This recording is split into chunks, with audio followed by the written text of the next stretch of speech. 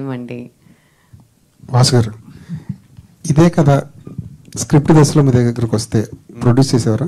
లేదు, హానెస్ట్గా చెప్తున్నాను కదా. ఎందుకంటే ఇది కథ చెప్పినప్పుడు దీన్ని ఎస్పెషల్లీ అమ్మాయి క్యారెక్టర్ టైమింగ్ అర్థం చేసుకోవడం చాలా కష్టం. అండ్ సెకండ్ థింగ్, నిజంగా ఇది కథగా చెప్పుంటే మాత్రం 100% ఎట్లా ఉంటుందంటే, మాకు ఆయన పల్లెటూరు మీద ఇట్ల మీద ఒక రైతు మీద ఎక్కువ ప్రేమ కలిగి తీస్తున్నాడు అనుకుంటాం, కానీ ఇంత కమర్షియల్గా మైల్ చేయగలడు దాన్ని అని మాత్రం కథ స్టేజ్లో అది పూర్తి దర్శకుడి పాయింట్ ఆఫ్ వ్యూ నుంచి వచ్చిన కథ కాబట్టి ఇది ప్రొడ్యూసర్గా అర్థం చేసుకోవడం కష్టం ఇది.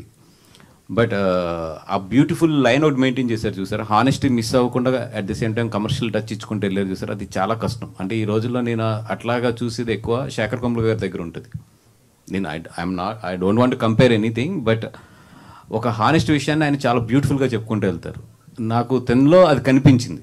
అంటే ఒక స్టార్టింగ్ ఆఫ్ మన ఆనందం టైంలో శేఖర్ కమ్ముల గారు ఉంటారు చూసారు, అంటే చాలా క్యూట్గా చెప్తూ ఉంటారు, అట్ ది సేమ్ టైం ఆ కమర్షియాలిటీ మిస్ అవ్వకుండా వెళ్తూ ఉంటారు ఆయన. అట్లాంటిది నాకు ఆనందం టైంలో శేఖర్ కమ్ముల గారు ఆనంద్ సారీ ఆనంద్ నిన్న రేవంత్ రెడ్డి గారితో ఒక మీటింగ్ జరిగింది, దాని గురించి ఏమైనా చెప్తారా? ఎందుకంటే ఇండస్ట్రీలో ఉన్న సమస్యలన్నీ ఒక కొలుక్కొచ్చినట్టు అనిపిస్తుందా? అంటే నేను లేనండి, లాస్ట్ 2 days నుంచి ఇక్కడ లేను. ఈరోజు మార్నింగ్ వచ్చాను. నాకు అంటే ఇన్ఫర్మేషన్ బాపీ కానీ వీళ్ళందరూ ఎప్పటికప్పుడు ఇన్ఫర్మేషన్ చెప్తూ ఉంటారు. వాళ్ళు చెప్పిన దాంట్లో నాకు అర్థమైంది ఏంటంటే, ఏదో 2-3 సమస్యలు తేలలేదు, బట్ దానికి చర్చలు జరుగుతూ ఉంటాయి. అది ఏదైనా ఉన్నా కూడా గవర్నమెంట్ లేబర్ కమిషన్ వైపు నుంచి ఇన్వాల్వ్ అయ్యి దాన్ని సాల్వ్ చేద్దాము. బట్ ఫస్ట్ అయితే మాత్రం స్ట్రైక్ కాకుండా ఇమీడియట్లీ వర్క్లోకి వెళ్ళండి. అందరూ కూడా ఇబ్బంది పడుతున్నారు, ఇటు ప్రొడ్యూసర్స్ కానీ అటు వర్కర్స్ కానీ ఇబ్బంది పడుతున్నారు.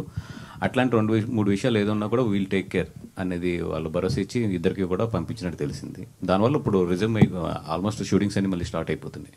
వాసు గారు, మీరు లాస్ట్ చాలా ఇయర్స్గా చిన్న సినిమాల నుంచి పెద్ద సినిమాల వరకు అన్నీ చూశారు, అన్నీ మీకు ఎక్స్పీరియన్స్ ఉంది.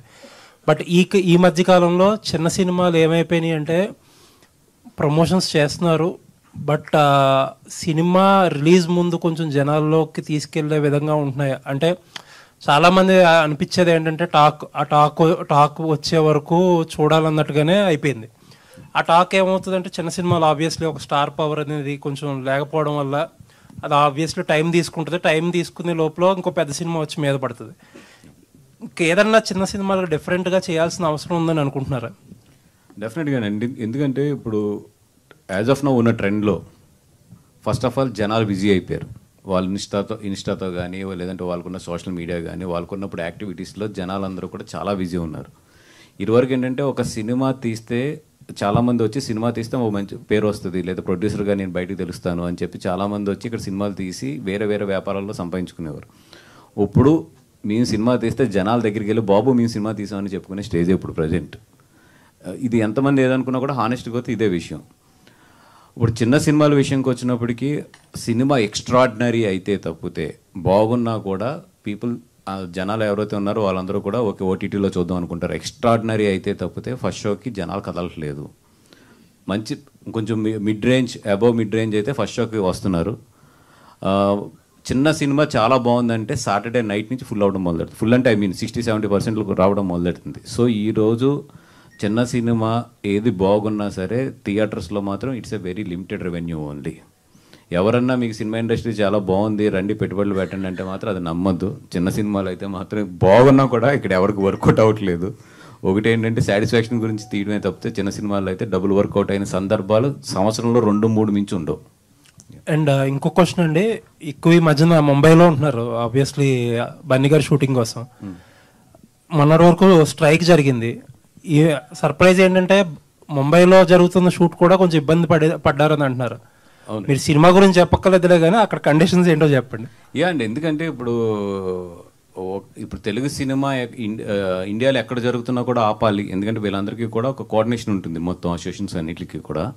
ఆ విధంగా ఆ సినిమాను కూడా కొన్ని సందర్భాల్లో అక్కడ ఇబ్బంది పడ్డాము. బట్ ఏంటంటే మేము రిక్వెస్ట్ చేసింది ఏంటంటే that is a special case. Because ఎందుకంటే పర్ డే చాలా కోట్ల రూపాయల ఖర్చుతో కూడుకున్న సినిమా అది. And lot of foreign technicians అందరూ వచ్చి ఇండియాలో ఉండి చేస్తున్న సినిమా. ఇప్పుడు వాళ్ళందరినీ ఖాళీగా అన్ని రోజులు కూర్చోబెట్టాలి. ఎందుకంటే కాంట్రాక్ట్స్లో ఎట్లా ఉంటుందంటే మేము ఇచ్చిన పని చేసినా పని చేయకపోయినా కూడా పే చేయాలి వాళ్ళకి. ఓకే, సో అట్లాంటి విషయాల్లో కొంచెం ఇబ్బంది పడ్డాం బాగా. అది ఓకే స్టార్ట్ అయిందండి, మళ్ళీ రెజ్యూమ్ అయిందా? మళ్ళీ రెజ్యూమ్ అయిందండి. ఓకే అండి, ఆల్ ది బెస్ట్. వాసు గారు,